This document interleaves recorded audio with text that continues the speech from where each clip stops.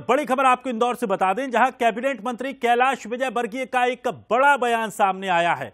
उन्होंने कहा कि पाठ्यक्रम में अब राम जन्मभूमि का इतिहास शामिल किया जाएगा। रामलला अयोध्या में विराजित हुए हैं और ये प्रधानमंत्री मोदी के प्रयासों से संभव हुआ है। उन्होंने कहा कि कई राजाओं और लोगों ने इसके लिए बलिदान दिया है, तो युवा पीढ़ी को भी इन बलिदानियों का ज्ञान होना चाहिए।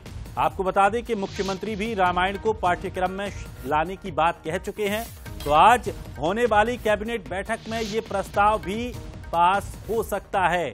बीजेपी की कोर ग्रुप की आज बैठक होनी है, उसमें भी इसको लेकर चर्चा की जाएगी। तो आपको बता दें कि एक बड़ा बयान सामने आया कैलाश विजयवर्गीय का, जहां उन्होंने साफ तौर पर कहा कि बच्चों को 500 सालों का इतिहास, राम जन्मभूमि का इतिहास पढ़ाया जाना चाहिए। कई लोगों ने अपनी कुर्बानियां दी हैं, इसलिए इस पाठ्यक्रम को बच्चों को पढ़ना जरूरी है और उनको भी इस इतिहास से भलीभूत जानकारी उनको होनी चाहिए। तो ये माना जा रहा है कि आज कैबिनेट की बैठक में इसको लेकर प्रस्ताव आ सकता है। बीजेपी की कोर ग्रुप की भी बैठक होगी, इसमें चर्चा की जा सकती है। तो क्या कुछ कहा कैलाश विजयवर्गीय ने, एक बार वो भी सुन लीजिए।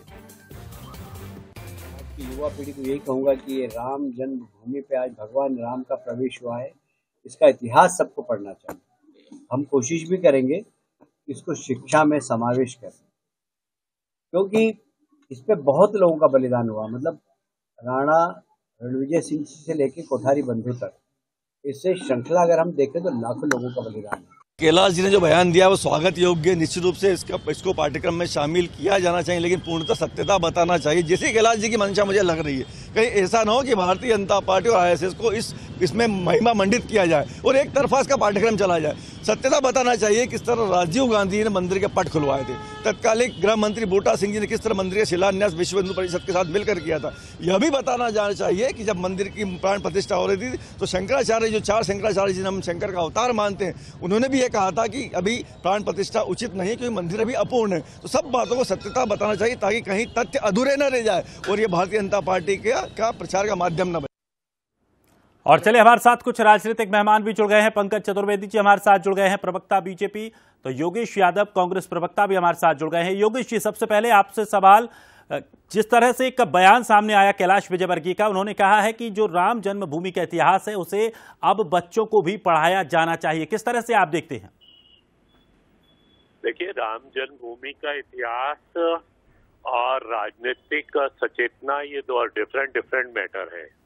आप यदि इसको राजनीतिक परिप्रेक्ष्य में देख रहे हैं तो ये राजनीतिक पूर्वाग्रह भारत की आत्मा के साथ, जिसको हम कह सकते हैं कि अन्याय है। यदि आप राजनीतिक पूर्वाग्रह से ना सोचते हुए यदि इतिहास को आप बताना चाहें तो इतिहास को आपको फिर 47 के बाद से इतिहास की शुरुआत होना चाहिए, क्योंकि यदि इसमें राजनीतिक पूर्वाग्रह हुआ तो आप जानते हैं कि भारतीय जनता पार्टी के नेता लोग स्वयं को महिमा मंडित करने में कहीं नहीं चूकते हैं। यदि इतिहास की पुनरावृत्ति हो और इतिहास की पुनर्लेखन हो तो इसमें ये सचेतना जरूरी कि सन 47 के बाद पंडित जवाहरलाल जी नेहरू और पंडित गोविंद वल्लभ पंत और इंदिरा जी, जिन्होंने पाठ पूजा शुरू करवाई थी, श्री राजीव जी गांधी, जिन्होंने ताले खुलवाए थे, उन सभी को का उल्लेख किया जाना उचित है।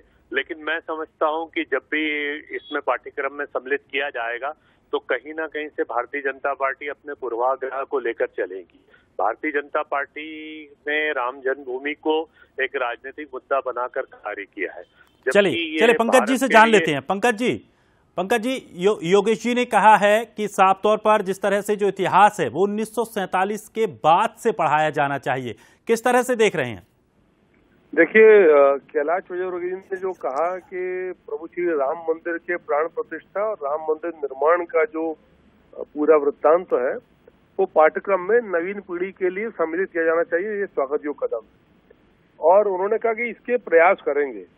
तो इस इतिहास का, इस पाठ्यक्रम का कैसा स्वरूप होगा, कितने बिंदु आएंगे, क्या आएंगे, इसके लिए हमारे यहाँ इतिहास के विशेषज्ञ होते हैं दिनेश जी, जो तय करते हैं कि बड़े समग्र इतिहास में से, जो बहुत व्यापक होता है, बहुत विराट और विशाल होता है, उसमें से कौन सी चीजें ऐसे संक्षिप्त बिंदु निकाले जाएं ताकि उसका सार तत्व आ जाए, मूल तत्व आ जाए और पाठ्यक्रम में समाहित हो जाए और लोगों को वो सब बिंदु की जानकारी मिल जाए। तो निश्चित तौर पर सारे प्रयास करेंगे और मैं ऐसा मानता हूं कि ये विषय सनातनी विजय का विषय है।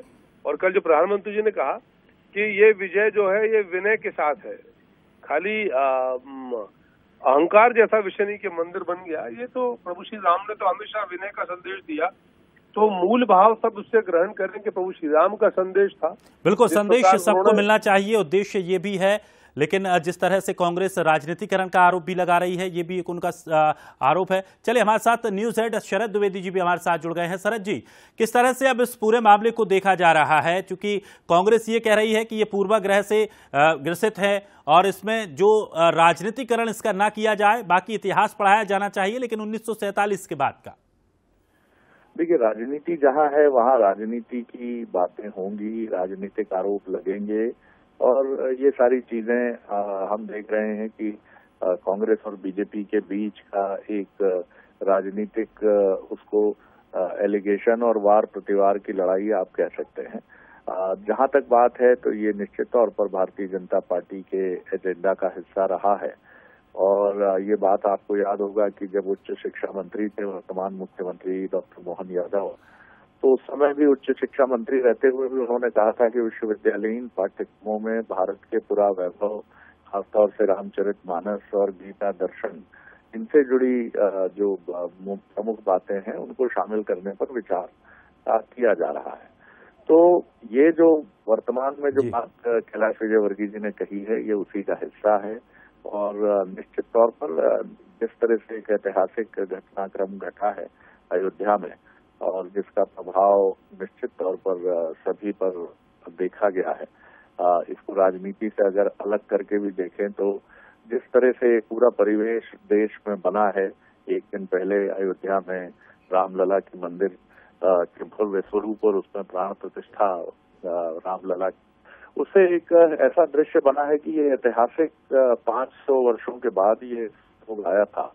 तो निश्चित तौर पर अगर इसको एक प्रामाणिकता के साथ शामिल किया जाता है, उसमें राजनीति का तत्व होगा नहीं होगा, ये आरोप हमेशा सामने रहा है।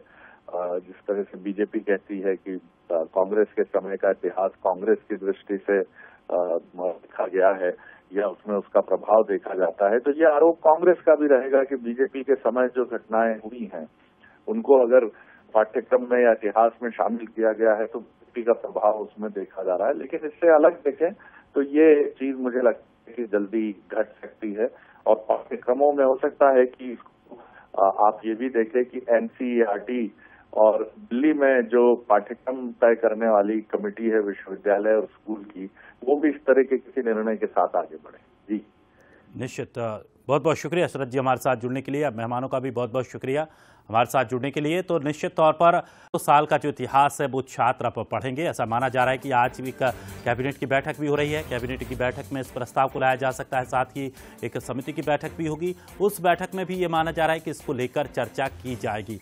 अब देखना ये होगा आगे क्या कुछ स्थितियां बनने वाली हैं।